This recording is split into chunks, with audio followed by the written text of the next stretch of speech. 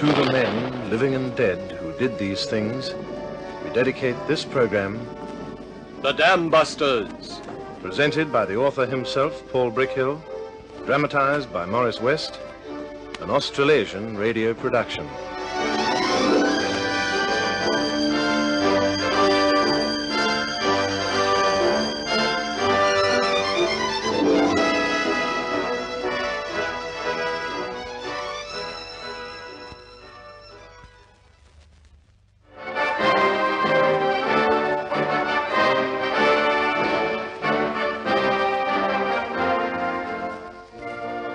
Good evening, this is Paul Brickhill. 617 Squadron had been formed for a special purpose. Everyone knew that.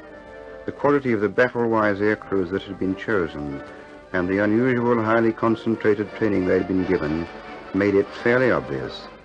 But only Wing Commander Gibson knew they were to cripple Germany's war effort by smashing the Ruhr dams.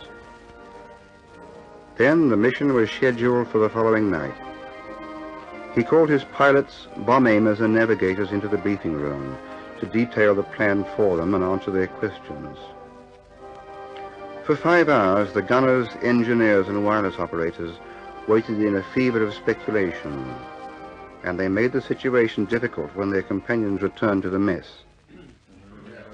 Yeah, training, he says. More training, and he was lying in his dentures. Put yours in, Toby, old boy. My old pal Mickey Martin, and he lies to me.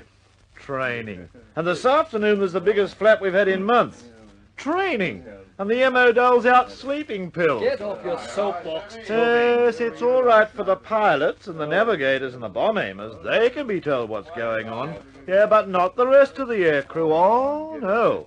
We get the chop just the same, but we're not worthy to be... Shut up! Hey, now wait a minute, Mickey. You're not going to pull your rank on me, are you? This is the mission. I said shut up, Toby. Now, listen. Listen, all of you. There was a flap on this afternoon, yes. But unless you're in the briefing room, it's not your business. When you're wanted for an op, you'll be told. Meantime, mind your own business. And if you take my advice, you'll get to bed early. And you won't drink any more than you have to. Wait a minute, Mickey. I didn't mean to... All right, Toby, all right. Now lay off it like a good fella. If there's anything you don't know, you'll be told in the morning. I'm going to bed. Well. It's the first time I've seen Mickey Martin blow up. Now I know there's a flap on.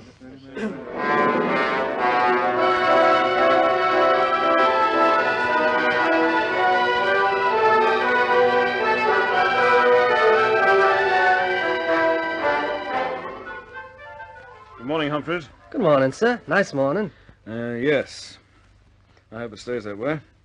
Now get your notebook, will you? I want you to draw up the flying program. Training, sir? No. Beg pardon, sir? I said no, Humphreys. We go to war tonight. But I don't want the world to know. Just mark your list night flying program, but don't mention the words battle order. Yes, sir. And tell Doc Watson I want to see him immediately. Gibson here. This is Cochrane. Oh, yes, sir. I've had the weather reports, Gibson. All clear. That means... Yes. I'll be down at Scampton at 4 o'clock this afternoon. Wallace will be with me. Have the boys ready. I will, sir. Any ifs or buts? No ifs or buts. All clear. Right. We'll be expecting you, sir.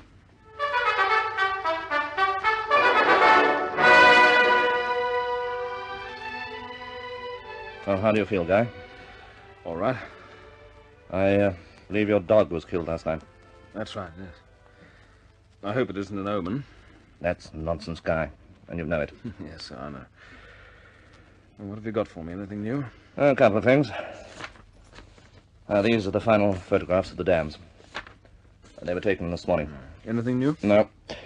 The shadows are still there, but we have no way of telling what they are. Just a matter of keeping your fingers crossed, I'm afraid. The water in the Möhne dam is 4 feet from the top. That makes it just right for us. And the weather will hold? The weather will hold. Fine and clear. Full moon. This is the first time I've known the weather gremlins to agree. But they say it's dead right. And where's Wallace? I'm making a last check on the bomb fuses. He'll be there for the briefing. Have you had any leaks in security? No, none that I know of. All the boys know something's going on. Those who weren't at the first briefing yesterday are pretty browned off, but there haven't been any leaks. All right, Guy. Let's get down to final details. The first formation you will lead. There's to be 3 waves, 9 aircraft in the first and 5 in the second and third, taking off with 10 minutes between waves. Now, who are your skippers? Myself, Hopgood, Martin, Young, Astle, Maltby, Maudsley, Knight, and Shannon. Good. You attack the Möhne, and once the Möhne is breached, those who have not bombed will go on to the Eder. That's right, yes. Now, the second formation takes off at normal intervals. The skippers are McCarthy, Byers, Barlow, Rice, and Munro. They attack the Sorpe, and they cross the coast by the northern route to split the German defences. Right. And the third formation takes off as the mobile reserve, consists of Townsend, Brown, Anderson, Otley, and Burpee. Good. And the code word for a successful raid? Nigger. Right. And that's all, Guy. What's the time?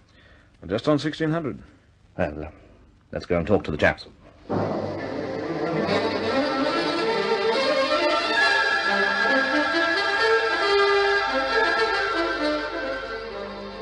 Attention, please. Attention, please. All aircrews, repeat, all aircrew of 617 Squadron, report to the briefing room immediately. All aircrew, repeat, all aircrew of 617 Squadron, report to the briefing room immediately.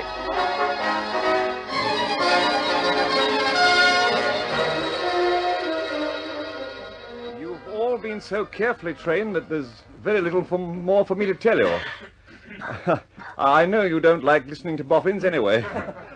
However, there is one point upon which the whole success of the attack depends. The pilot must hold his aircraft level at 60 feet, and the bomb aimer must release dead on target. Is that clear? Now, gentlemen, you've all been told what to do so often that you must know it by heart. Yeah. There's nothing more I can teach you about your jobs, but I want you to know this. If your mission tonight is successful, you will have brought the end of the war very, very much closer. The work you are going to do tonight could not be done even by a battleship or by a whole division of the army. If you succeed tonight, you will wreck at one stroke a great part of the German war potential. You will strike at the very heart of the industrial empire which supplies his troops in the field. Tonight, when you go out, very few people in England will have the faintest idea where you are going. If you come back successful, every man, woman, and child will know. Every man, woman, and child will bless you. I have been asked to convey to you all the warmest good wishes of the Chief of Air Staff, the Chief of Bomber Command, and the Prime Minister. To theirs, I join my own. Good luck, chaps, and God bless you. And, if you don't mind, I'd like the privilege of joining you at mess tonight. That's all. Just a tick, chaps. There's still quite a while before dinner, so I suggest instead of just nattering and getting browned off, we'll take another look at these targets. Flight leaders, assemble your crews and we'll go over it again right from the beginning.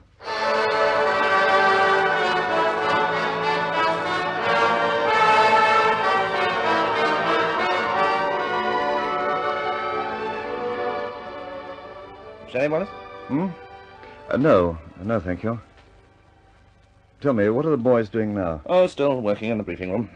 Gibson's taking them back and forth over their parts. Is that necessary, do you think? Not necessary, perhaps, but wise. The iron or two before an operation, the hardest of all on the men's nerves. Better they should be occupied, then. Oh, much better. Nothing else for them to do, except come back to the mess or go to their quarters and write letters home or try to snatch an hour with their girls. Anyway, it's bad for them. They can relax when they come back. If they come back. That's one thing none of us dares to think about too much. If I let myself brood on it, I'd feel like the public hangman. That's what I'm feeling now. Seemed a wonderful idea at the beginning, but now Looking at all those boys, they are only boys, you know. I begin to doubt my own wisdom. Oh, you mustn't do that, old man. Look at it another way. If this operation comes off, it'll shorten the war by many months. It'll save many, many thousands of lives. Soldiers, sailors, airmen, civilians. Those who do not come back tonight, and there will probably be some, will be the ransom for all those other lives. And if it fails? It can't fail. It daren't fail. You know, Cochrane, there are times when I envy you service people. Why? Well, you at least have the comfort of solidarity. You're bound by an oath of service which relieves you of a certain amount of personal responsibility and gives you a share in a corporate responsibility, which isn't the same thing. It weighs heavily enough, even at that. We backroom boys, on the other hand, are very much alone. We stand over our drawing boards and design weapons of war. We apply theoretical knowledge to the fabrications of instruments of destruction. We push forward the frontiers of knowledge, but we've no control over the application of that knowledge. May cost 1,000 lives, may cost none. We sit alone in our back rooms and juggle with destiny.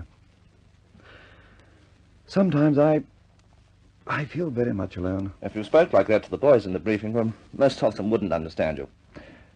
You see, Wallis, there's a sort of law of compensation which works in human life. Those boys have something that you and I may have had once, but will never have again. Union of spirit, comradeship, which is a very deep spring of strength.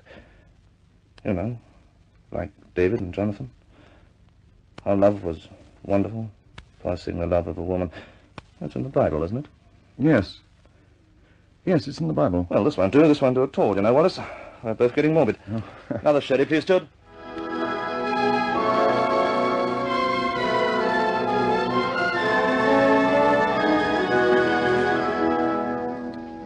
Well, that's all, chaps.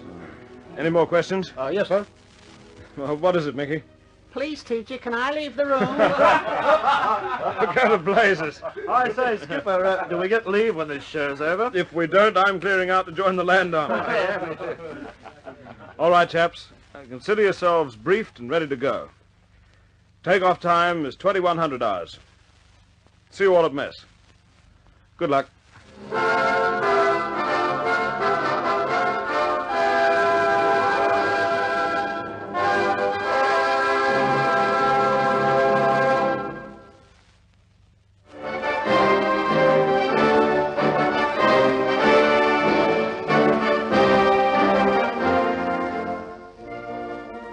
After this second and final briefing, all those who were to take part in the mission knew what was ahead of 617 Squadron. Supper in the mess that night was quiet and rather strained. Crew members were occupied by their own thoughts, while the others wondered why a training flight should be taken so seriously. But Anne Fowler guessed. She knew that Dave Shannon was to face the real thing.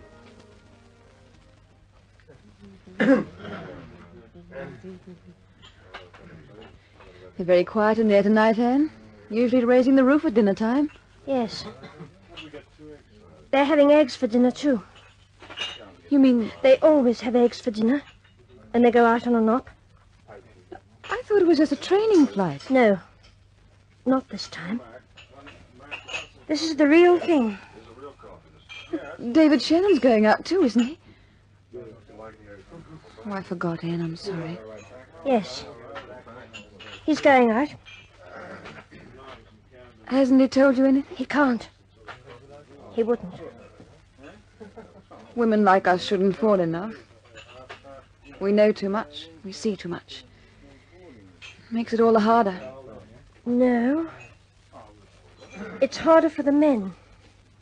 I don't think so. They go out together, they come back together. And if they don't come back, then there's no more pain, no more waiting, no more hoping when there isn't any hope. Don't. Don't say any more. Well, why not say it, Anne? Better to face it together than face it alone. Yes. Yes, I suppose so. Will you be seeing David before the takeoff? Yes. They're usually pretty busy, but he promised to come for a moment. I'll see you later, Faye. I think I'd like to be alone a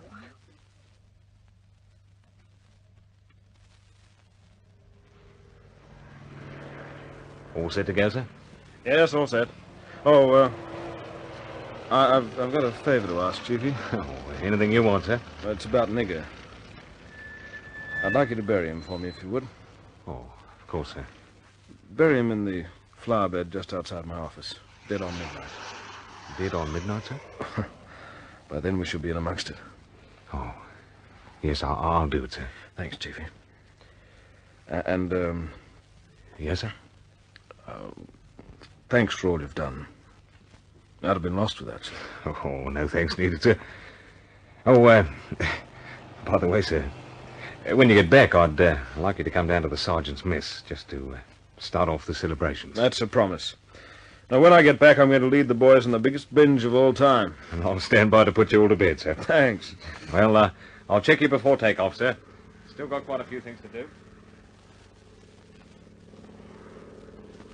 Hello, Skipper. Oh, hello, Dave.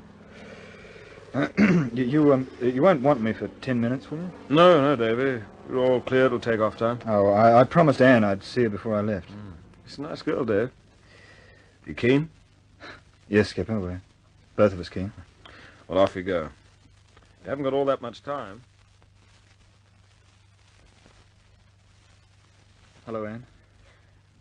I've been waiting for you, David. Yes, we're all set for takeoff. Darling, I wanted to say, in case I don't... Don't say it, David. Please don't. No, of course not. It's always the same. I always get the jitters before we leave. But once we're in the air, well, it seems to be all right then. Funny, isn't it? I'll be waiting for you, David. No matter how late it is, I'll be waiting. Put your arms around me. Good luck, David. Come back safe.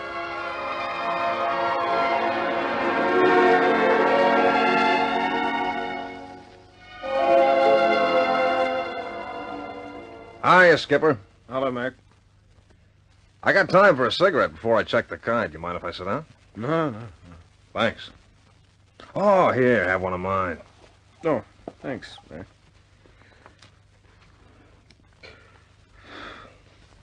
Well, we got a good night for it, Skipper. Couldn't be better. Good for the Jerrys, too, though. Full moon, clear sky. We'll have to watch out for night fighters. We always do, Mac, so what's the difference? Sure. What's the difference? You ever get the jitters, Guy? Well, doesn't everybody? Yeah, I guess so, but funny about this time. It's different. You know, other missions, it's follow my leader, watch the flak, drop your eggs, head for home if you're lucky.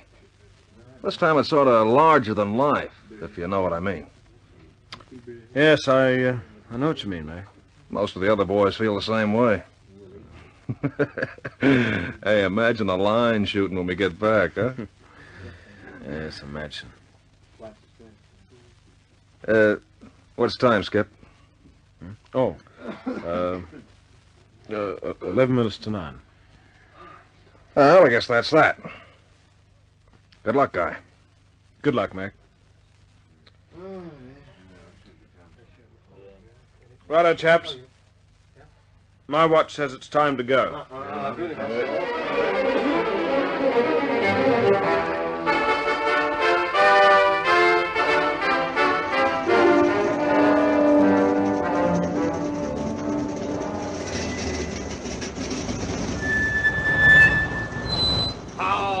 Powell!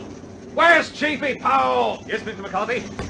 What is it, sir? My bus, Q for Queenie. It's out of action, leaking hydraulics. T for Tom's in service, sir. I know. My crew's on board now, but there's no compass deviation card. These ruddy jerks in the instrument... I'll get it for you, sir. I'll get it. Here we are, ready for takeoff, and some boneheaded jerk forgets a simple thing like a compass... Oh, thanks. Oh, blazes! Your chute's open, sir. I know! I picked it up with a ripcord by mistake. Oh, nuts, I'll go without one. Oh, no need for that, sir. There's a spare just on the edge of the tarmac. Hang on. Come on, Joe. Start your motor. We're late for takeoff. Here you are, sir. Thanks, Chiefy. Thanks. Good luck, sir. Good luck.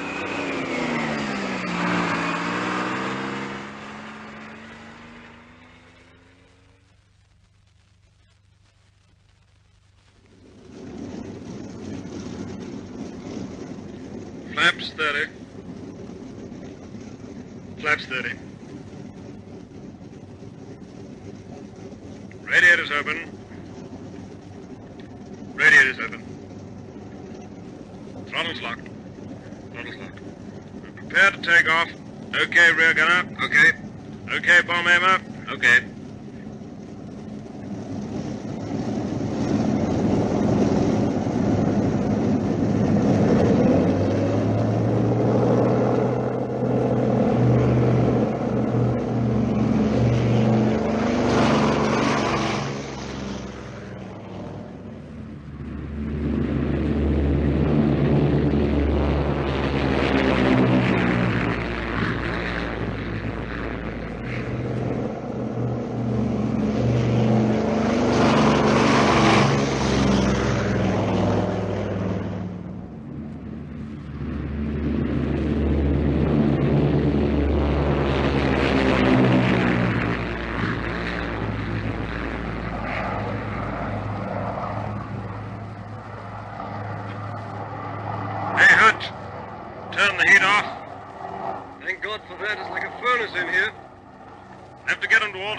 System.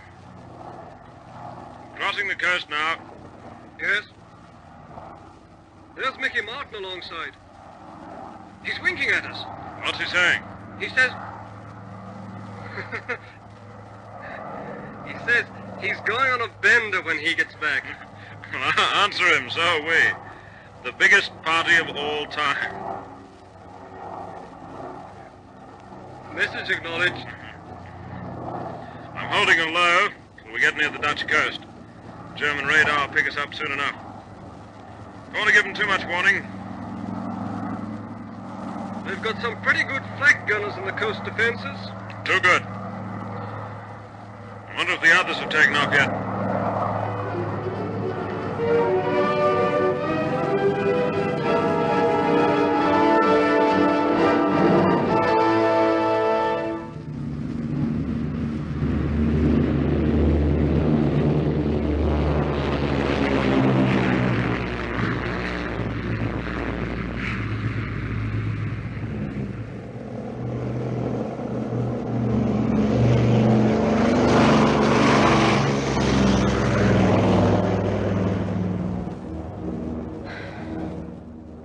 The last of them. Oh, it's you, Miss Ballard. Yes, it's the last of them.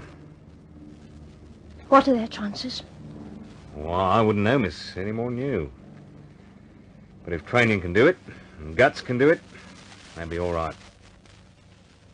Is your boy with them tonight? Yes. Yes, my boy is with them. Well, if I were you, miss, I'd try to get some rest. Be quite a few hours before they come home. You don't want to look like a wreck when your man comes back, do you? No. No, I suppose not. He'll be back, miss. Never fear. I know. But they never all come back. Never.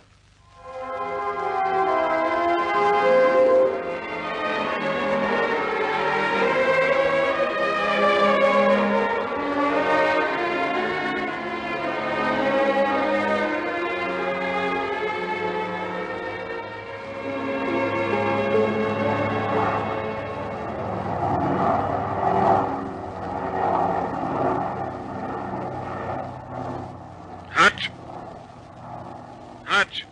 Yeah? What's our ground speed? 203 miles an hour, Skipper. We'll cross the Dutch coast dead on track. Good. What's our ETA on target? We'll be there in 70 minutes, Skipper. 70 minutes from now.